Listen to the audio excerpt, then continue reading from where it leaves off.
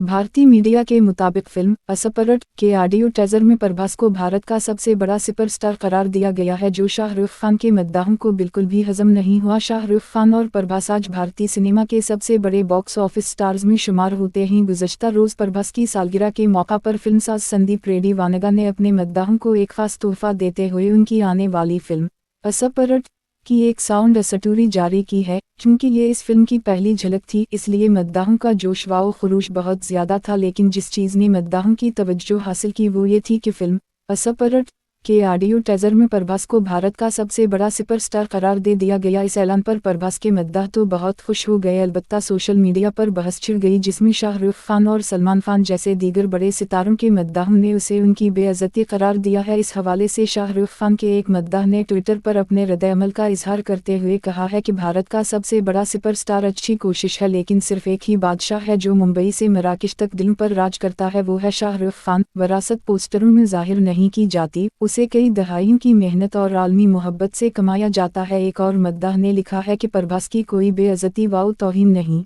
लेकिन भारत के सबसे बड़े सुपरस्टार शाहरुख खान हैं। एक मद्दाह ने शाहरुख खान के बेटे आर्यन खान की वेब सीरीज की एक मीम शेयर करते हुए प्रभास पर तनज़ किया है। दूसर ये जानिब तेलुगु स्टार प्रभास के बहुत से मद्दाहों का कहना है कि उनके लिए ये लक़ब जायज़ है। एक मद्दाह ने लिखा है कि मेरे ख्याल में संदीप रेड्डी वानगा ने बिल्कुल सही कहा है, प्रभास वाकई भारत के सबसे बड़े सुपरस्टार हैं। दुआ है कि वो मज़ीद कामयाबियाँ हासिल करें और हिदायतकारों के ख्वाबों को हकीकत बनाएं। एक और मद्दाह ने कहा है कि बॉक्स ऑफिस कलेक्शन ही इस बात का सबूत है कि वानगा ने सच कहा है।